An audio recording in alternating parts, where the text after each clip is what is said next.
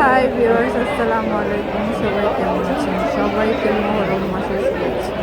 তো এই তো মহরম মাসের 9-10 তারিখে এরকম একটা মিছিল বের হয়। এখন কালকে রাত্রেও হয়তো গেছে মিছিল। যেহেতু আমি আসলে বাসায় না, হাসপাতালে যাওয়া আসা করতেছি, সেহেতু আমি এগুলো সম্বন্ধে এখন অনেকটাই ভুলে গেছি। আর টেনশনে কিছু মনে থাকে না। আর আজকে হঠাৎ করে আমি হাসপাতাল থেকে বাসায় চলে আসতেছি, এই সময়ে আমি জ্যামে পড়ে গেছি। তো জ্যামে যখন নামছি তখন নিজেই মিছিলটা যাচ্ছিল। তো আমি আসলে ওখানে দাঁড়ায় দাঁড়ায় অনেকক্ষণ ভিডিও করছি। ভালো লাগছে। আমি জীবনে প্রথম এই মিছিলে নিজের স্বচক্ষে দেখলাম।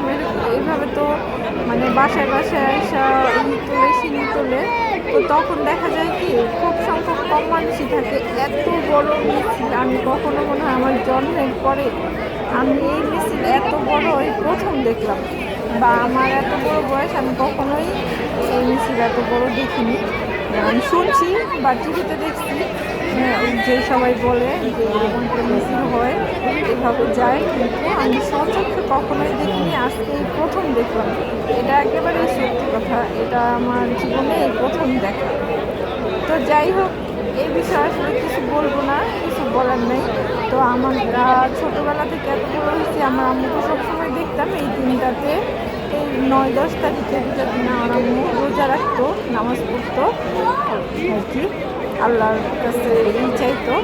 তো এটা আসলে আমরা সবসময় ছোটোবেলা থেকে জেনে আসছি, এত বড় হয়েছে এখনও আমরা এটা আসলে পালন করি। কিন্তু এই মিছিল এগুলো আসলে আমরা দেখি নাই বা কেমন এটা আসলে জানি না। তো আজকে সচক্ষে দেখলাম।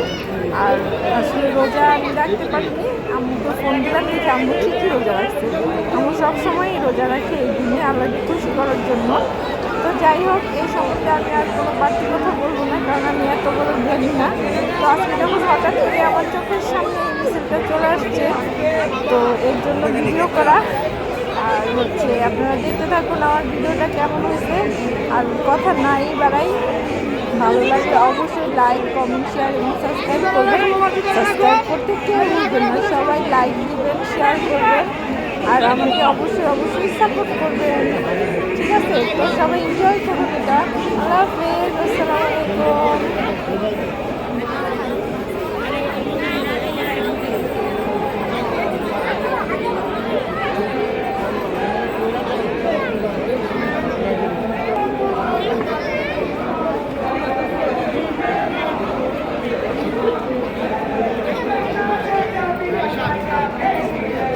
Live